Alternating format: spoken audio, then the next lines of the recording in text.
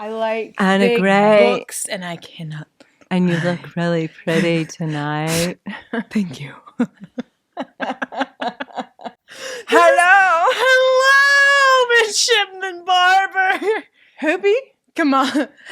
I stalked Kamala Harris. Kamala. How do you say it? Chamomile. Chamomilla Harris. She probably likes chamomile tea. Oh, that sounds like my name. I like chamomile tea. She probably laughs sadistically into her chamomile tea.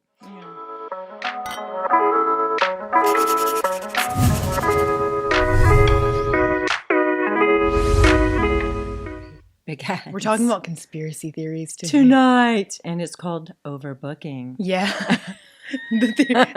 How we suddenly rapture from overbooking and hide from humanity. Yes, that would be nice. Okay.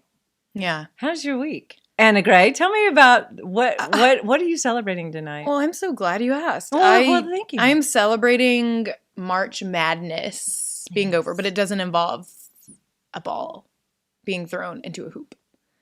Or a ball. A ball. A ballroom dance. A ballroom. Renee and I have both accomplished a lot of daunting tasks in March. Do we look good, and really February and January, actually. Yeah. It's really I'm celebrating, honestly, just breathing again and being done with a bunch of daunting things that felt like they were dragging out and taking forever and causing immense stress, anxiety, and making my bowels feel like they could prolapse out of my body. So how's your week been? It's been really good, but I don't want to diminish the fact of, even though it was March Madness, we did accomplish a lot of things. We did accomplish a lot of things that we didn't think a year ago. I don't think we would have thought we would be in these predicaments. And no, but I do want to say the one thing I did, I wrote down one of the last things I wrote was about how fearful I was to go to Switzerland. And that was in January. That was January. And here we are, in March Madness almost being over. And so I your look will at that. Made it through. My will, my quick will signing because oh my goodness, it was a long story, but the will had not, for some reason, been signed. The will is a podcast in and of itself. Yes, all my estate planning was for naught, and for that, well, not all of it, but and then I went into a series of airplane flights. We went into the ballroom dance. There was other things in there. We're still in the ballroom dance. We've been involuntarily committed for life. I'm sorry, and I have more. There's more to tell on that one, but you alone did a half marathon. Just this week, half marathon after the Freddie Ball, and you finished your website. Yep. Yay. Yeah. And you did Winter Jam. Ooh. Two times. Yeah.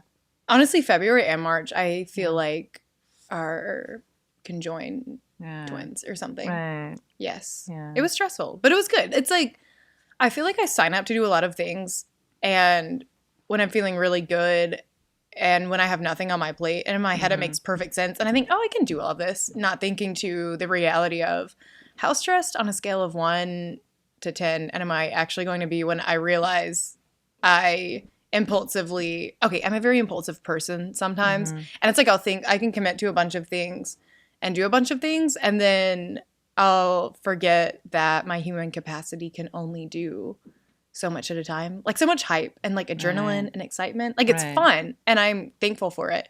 Right. But there's this this is going to sound really weird, but when I'm even looking forward to something, I also think to it being over and how excited I am. Yeah. It's weird. Like, once I'm in it and doing it. Yeah. Yeah. Yeah. It's like the stress of preparing for it, because especially things where there's so many intrinsic details that could go wrong. Right. Like, what if my, massage table breaks and I can work on no one, or I get lost on the way to the Coliseum, or, what if I have GI distress during my race, or what if the makeup artist doesn't show up on time for the ballroom madness and such. So, well, and I think too, and I think we've discussed this, the overbooking on the calendar, when you realize, whoa, I have 2 things scheduled at once. How many times has that happened to me? Oh my gosh. Over like the same and over day? again. Yes, I do it all the time. And so and then we've talked about having different calendars, and I have a physical calendar, and then I have one in my phone, but the two sometimes don't mesh because I'm like, I need to, I don't know. However, the point is the overbooking. And we talked about saying yes in the moment and no in the moment. And what we should say is maybe. Maybe. Which some people take as yes. Yes. And we find our names on we have found that out. Never... And I don't even want to talk to you. I'll talk to you. I'll give you a surprise ending at this after we're finished. But it was to the point with me in the overbooking when I hit my end of March Madness, which came a lot sooner than yours, by how many weeks? 2 weeks. Oh, nice. I had a nothing day on Saturday. That's that following Saturday. I could not, for the life of me, find peace. It took me a long time. Like when you had a day off? Yes. It's like, what do I do with myself? I'm supposed to be chaotic. Well, and I made myself sit on that really wonderful, my grandmother's couch. And I said, I'm not going to move today. I had a fire just because I could. I think it might have been. I remember that. You audio messaged me that. Yeah. And I was sitting there, but I tried to lose myself in a book, and I kept thinking, I mean, there was this nervous energy inside me saying, well, you need to be doing this, and you should be doing this, and you should be doing that. So much so that I learned what I really, really learned about it. And Jordan Raynor talks about it in several of his books. But it's like, what's between the work and mine is worry. But I was just sitting there thinking that I have made rest. I've robbed myself of rest. I've made rest a work. Yeah. Which is the craziest thing. I mean, what an oxymoron. No, right? I feel that 100%. And so I all of a sudden I was sitting there thinking, this is the most ridiculous thing I've ever done. And it took me, no joke, it took me well into the afternoon to finally surrender and say, okay, enough is enough. Why don't you just enjoy this day, be it what happens? What did you do at that moment? Like, did you fall into like a heavenly sleep? I think I did take a nap. Read a bunch of books. And I woke up and I continued on about my day. And I mean, I did what I normally do and take a walk and things like that. I usually need to remove myself when I'm misbehaving from a certain situation. And that was it. I mean, the idea that I turned rest into work was astounding. And I think that's what happens when we amp up. As in, you feel like it's harder to rest than it is to be on the go all the time? I think there's almost this crisis mode our body's used to. Yep. Or this temperature level, this barometer, whatever you want to call it. And it's almost addicted to adrenaline. I was just about to say that. Like, it's really hard. And I was this way in high school, too, after production was over. It's like you're so used to being on the adrenaline that coming off of it. Yeah. I wonder if it's addictive, almost like a drug. It has to Maybe be. not like a drug. Maybe that's well, it is extreme, but it's definitely something that races through your body. It's like you're so used to that coming off of it, your body is like, what the crap did I do? Like, you feel. It's like you'll be tired and wired too, even when your body's demanding rest. Like sometimes, like, are you ever so tired, like bone tired, but you hit the sack and you can't sleep? I mean, maybe that's just me. No, tired and wired. It's. I think there's something.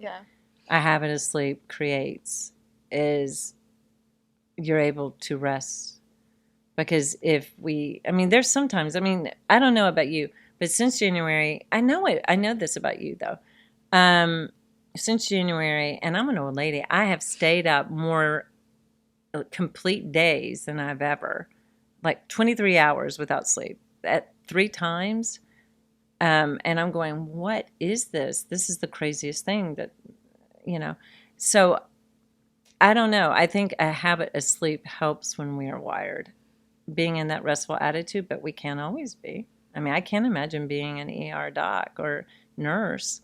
And having to rewire your brain to basically not sleep for certain or become nocturnal. Right. Yeah, so, I mean, I don't know, but I don't know. Tell me more about it as a multi-gen because what are you, by the way? Are you a generational what? I used to say I was a millennial, but then I think I'm a Gen X. You mean they changed them? Not Gen X. Oh, Did they change the name? I don't know. So you're one of those people. There's too many labels. No, I'm a human trying to figure out my life. I was born in the late 1900s. The late 1900s. The late 1900s. When I was born in the mid. So what about the multi-gen? What about, I mean, you're not multi. You're just a gen. I'm just a Us gen. Together is multi-gen. The gens. The gens. Instead of Heathers, it's the gens. The gens. But, I mean, I know younger people do keep later hours. And they like thank night you, owls. Tinkerbell, for snoring. She's a constant reciprocates sleeper. your sentiments towards. It's kind of funny. It's kind of like how New York City is the city that never sleeps. Isn't that New York City? Yes. But I feel like people's mentality operates the same way. They think that putting in hard work, and I think trying to achieve things is literally just doing the hard work, but it can be really easy. I think. I can't speak for all generations, but among my generation of, 20-somethings, right. People tend to value this whole idea of no pain, no gain, and rest is almost seen as, I think, a statement of weakness versus something that's really crucial. Yeah. Because if you push yourself 100% all hours of the day, like you won't recover. Yeah. And I always compare, I think I love running because it's metaphorical for everything in life. Yeah. And as is ballroom. Yeah, ballroom and running. And anytime we come off something like a ballroom dance or a road race, I feel like I'm just thinking in my entire life, all I see is asphalt or sequins and fake eyelashes. Yeah. Or I think everything. One night we had Freddy Burgers. Yeah, well, so late at 1 o'clock. Oh, yeah. I'm sorry. No, it's okay. It bumped, and then I bumped it back towards you. Yeah, we ate fries and Freddy Burgers at, 1 a.m. Yeah. That was the time. So, but I think that is something that is multi-generational, is this need to succeed, this need to push, this need to show up first, leave last. Well, yeah. I think it's... my comparison to running once again. Actually, I don't think I finished where I left off, but it's fine. It's like to be able to even run, fast, far. Like people think training for something, a marathon, a half marathon, that you're going all out every single day. But the most important aspect is recovery, because you're going to run like absolute crap if you're putting your all into every run, or if you're taking your easy runs, which is where... you have a certain duration of time, but it's just easy time on your feet to where you could have a conversation. It's so dang easy. But people will try and push through and think, oh, the more work I do, the more I put your body through the ringer, the better. When in reality, it has a complete opposite effect. Typically, people injure themselves. They're out for longer. Yeah. And I truly think, even though I'm only 26 years young, that's how so many people operate just in life too. They think that it's doing all the things, overbooking themselves, almost this addiction to hustle, bustle, and feeling like they're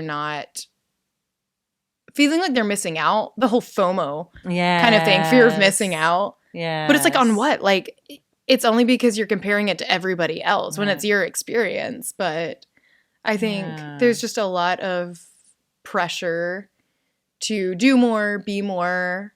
I think maybe people are people pleasers without realizing it, versus something they want versus what they feel.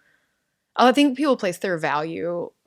I can be guilty of placing my value in like how much I'm doing for other people or what people think of me or sort of my status and things versus, if it's the healthiest decision for myself. And if it's from a place of joy versus obligation and feeling like a slave to myself. So that's the chronicles of my dysfunctional life. There is something right now going on. I mean, the financial thing has hit, and it's hit the fan in a major way, and we haven't even begun to see things. So the deal is, I don't know about you, but there's many people I know who have 2 jobs. Yeah. And 2 or 3. Yeah, and everybody's trying to make it happen. Yep. And so there is an amping up of our stress level as a nation, and I would even say the world. Yeah. With the exception of Tinkerbell, who is oblivious to that, and she just snores. But so there doesn't seem to be any antidote Oh, to she this. is.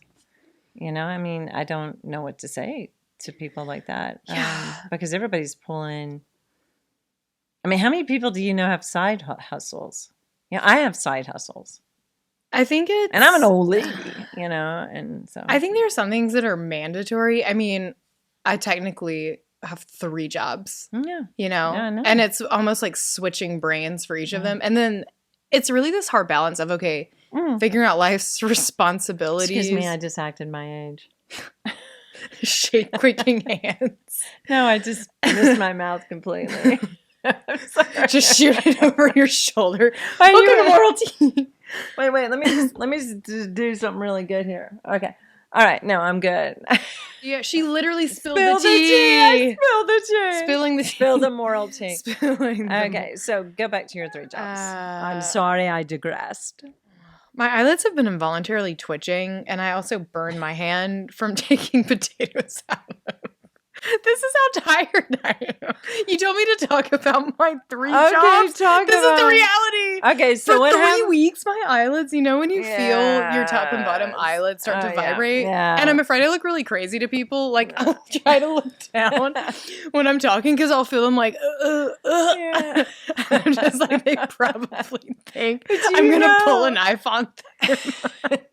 And I have burns on my hand. I'm like, as you can see, my wounds from sweet potatoes, from trying to nourish my body. I have one too, and I don't even. And this is fast food. I mean, this is takeout. How did I burn myself on mine takeout? was from sweet potatoes out of the air fryer. You burned at 8 o'clock. I took it out and was like, shh. Okay. Well, the air fryer's a different branded one. myself. So what you're saying is that you're so fatigued that you're making mistakes. Kind of. Yeah. No, but it's a thing, like burnout, I feel, among, 20-somethings. But it is true, because there's so many things that are mandatory, so you can't, it can feel like you have the entire world to bear on your shoulders alone. I was just having a conversation with a friend of mine at the coffee shop. Yeah. She's a nurse, a real estate agent, and has a nonprofit for veterans. She is a fantastic person, carries herself so well, high functioning in all aspects of her emotions, and we just had this good, raw conversation of being, young, free, independent women while also feeling the stress of just everything on your shoulders. I mean, she has 3 kids too, so she has way more than I do. I don't have, offspring to tend to. But I think it's this sinking feeling sometimes of feeling like the entire world is on your shoulders. Yes. Like, Yeah, I know you know this feeling. Yeah. I felt this last night. Tell me about No. that. Well, I mean, you were talking about yours. Continue. No, but I mean, was it just being overwhelmed with? I realized with all this life's financial demands. Stuff, and I have set in on different. Oh gosh, I need hope as a 20-something. Podcasts, and so but I'm listening to all these things, and I realize by the end of the night, my shoulders have creeped up, and I'm on. And I have carried it throughout the day, just this nagging feeling. Like physically? And then somehow I realized in it, the moral of this story is I really was doing God's work. I mean, I was literally feeling like somehow deep down inside, carrying this in my head. And I didn't even do this overtly. It's just like by carrying all this, I could figure it out. Like I could figure out the finance system. Like I could do that, which is impossible I don't think anybody knows. But by carrying it there, somehow I was doing something productive. And it was, I mean, I had to surrender and I had to apologize to the Lord. I was like, man, this is your game. 'Cause I can't even surround myself with this. I can't even understand it. So that was my experience. And I was thinking about that book that I loved as a young person, Atlas Shrugged. And I was like, I need to shrug because 1, I'm not Atlas. And 2, I'm not God. And I need to turn it over. And it did help. it still doesn't make it clear with all the things that are going on in this world. And then you add your personal things, you add the work things, you add, deadlines. But for somehow just giving it over helped. I don't know about you. Isn't like mentally surrendering it? Yes. But then you feel it physically because you're trying to solve all these things and every single rabbit trail or rabbit hole it could go down. Just speaking it out loud, saying, okay, this is ridiculous. I wasn't made for this. It's almost like Frodo trying to figure out everything, when all Frodo had to do was take the next step, and a hard battle that was, but so we go like 6 hours of trilogy later. Well, 9 if it's okay, 9 maybe, or maybe even more, but wow. And that's what I realized I needed to do was just live in my lane, which is doing the next right thing, doing day by day, living day by day, and that's all I got anyways. And so for me to pretend otherwise or even carry something that I wasn't made to carry is ridiculous. The problem is, Anna Gray, I'm going to have to remind myself of that tonight or tomorrow and the rest of my life. I feel like there's some days I get in my car and I think I cannot get through the day. And it's literally just praying to get through the day, even down to praying to be reminded when to eat because my day's so busy. I'm like, I need to find just 15 minutes to sit in my bedroom floor, close the blinds, turn off all the lights like a psychopath and eat something or just get everything done, when it's stacked back to back. But like, that's the part that's so hard because there's so many responsibilities, especially when you feel like a one-man show. And I know you can relate to that in like so many ways. Yeah.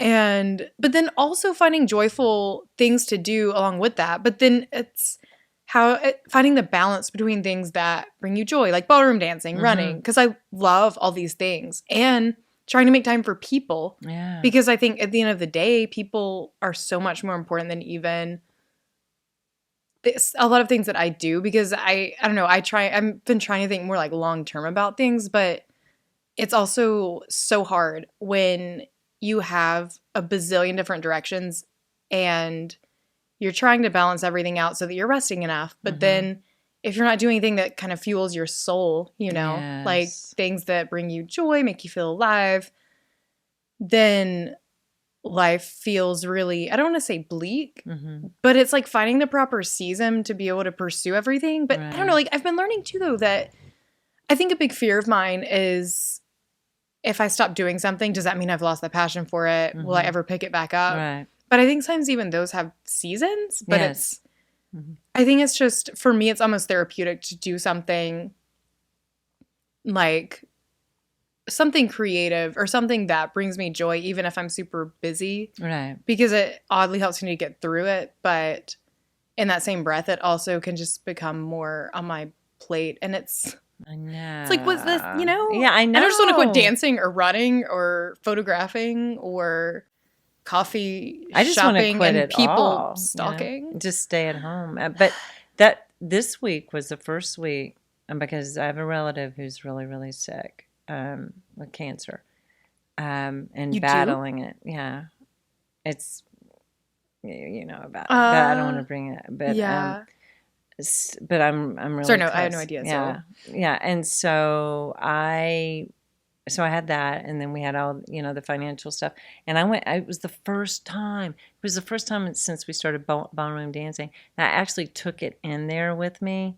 Took what? All my stuff. Your internal baggage. Yeah, I'm carrying all this baggage. I take it in there, and I just look at, and I just said, I dumped it. I mean, I didn't blab to my ballroom instructors like their therapists or anything, but I just really felt this, I'm here, check, check. Here I am, check, check. And I was able to get rid of it, but it was the first time I realized this is not as easy to shake sometimes. It is not easy when you're overbooked, and overbooking can also be life happenings. Like all of a sudden you're letting them pile up inside you.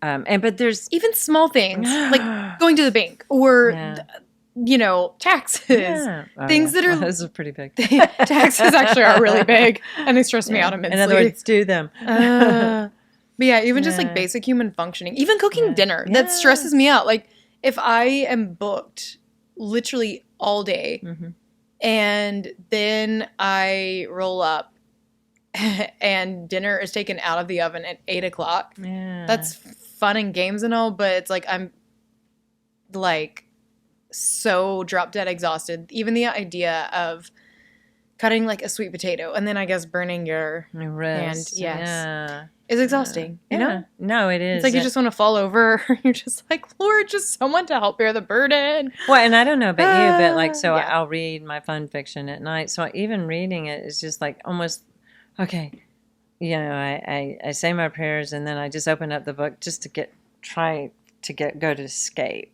and I'm reading it, and even that is hard to find rest in. Oh, scrolling? No, not scrolling, but just reading my book. Oh. I'm doing my Kindle. Okay, sorry. Kindle, swiping still. Yeah, I'm swiping my Kindle. Yeah, too exhausted to even decompress. Well, and it's just like, okay, these are words, and they form sentences, and here, get back in the story and all this. So I don't know. I mean, I don't know what the answer to, particularly in fearful situations or hard times or overbooking, all these times, I don't know how to get to a place of rest without a battle. And that's what it feels like. It feels like it's just fighting it. Because then when you find the time to rest, you feel distracted by still the things to come or what you could be doing. Well, and then but I'm beginning just, I mean, after I've had 2 nothing Saturdays, yay, 2 nothing Saturdays. I don't get to have one this Saturday, but where I just keep pressing through, and I don't know. I mean, what's that say about rest? What's that say about work? What's that say about living? How do we, how do we do this? How do we do life out of gray? When I wonder too, because something I also think about is, okay, what if this is just a season where I'm planting the seeds so that I can rest later on, like with the small businesses, for example. Like that's something I've worked really, really, really hard on the last year, but especially the last 4 months, like putting so much into it. And I mean, it's like every day. I mean, literally every single day. Like people will see me at the coffee shop and they'll say, "Are you not working today?" And I'll laugh and say, "I'm working all the time."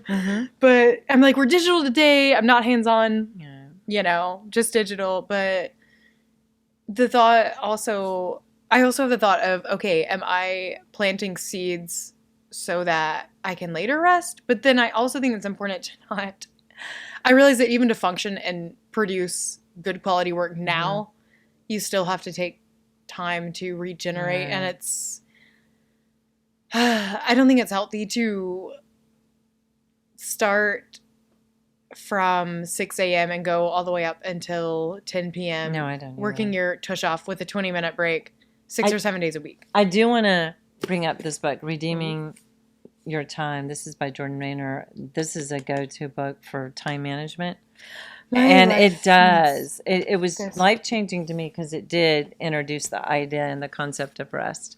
And even the cycles that we have of mental capacity, sitting at a computer screen, you need to take breaks and whatnot. And you need to get out and you need to break the pattern of whatever you're doing at that moment. It's almost like endurance for your brain. And it really is. Wow. Jinx. But no, I mean, because it really, we need that. So, I mean, but the problem is I don't know what to do in an overworked society where, everybody I know has a side gig and 2 in your case.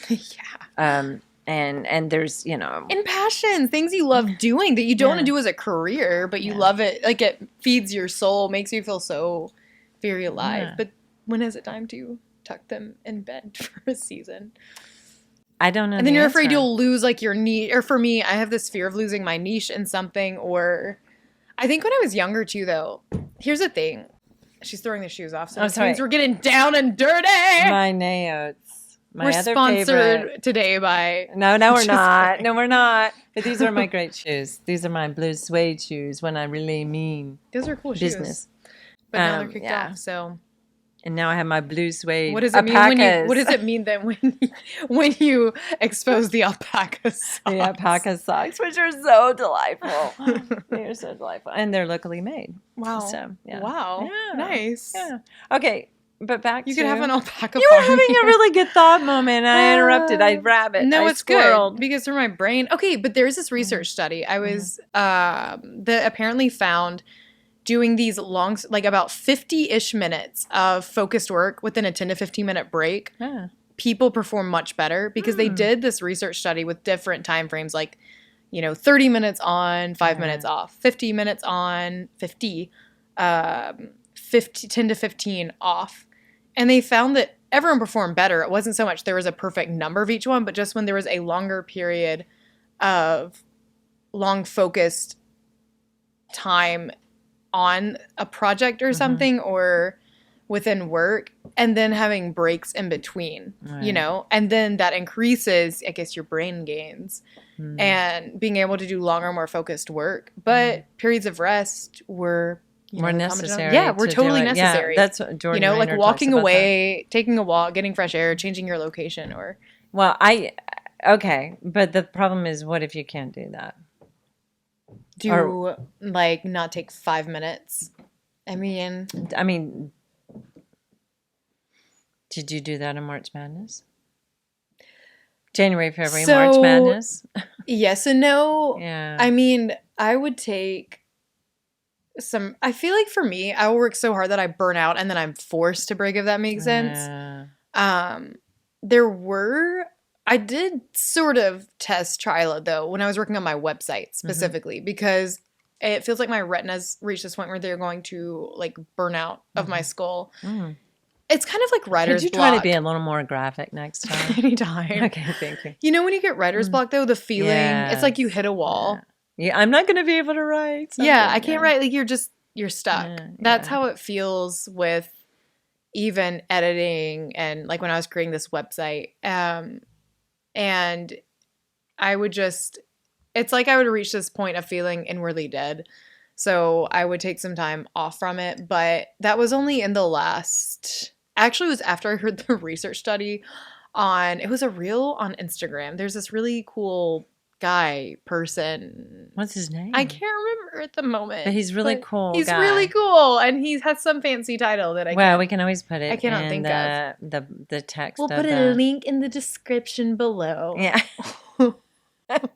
I was trying to say that, but I didn't know what to say. On YouTube, I sound like a YouTuber. You do. I'm not a YouTuber though. I'm just a girl. You're just a girl, an average girl. That's like the Gwen Stefani song. Just a girl. Oh. So what else do we want to talk about with overbooking and overstressing in all our lives? Human beings are idiots at the end of the day, and we're all going to go down to our graves thinking that piling all this work on us it's almost like we see it as it makes us more human or adds more value. Sometimes it does, but long term, it's kind of like being a workaholic. I know, but some of us are forced to. Some of us are forced to. There's just no doubt about it, right? But it does also force you, I think, in another way to think in a different way when things aren't working out to, I don't know. Or for me lately, I've been trying to think more creatively and, both monetarily. I mean, I'm no pro in finance, nothing like that, but just in managing my time. But I do find that when I take more rest, the turnover, even with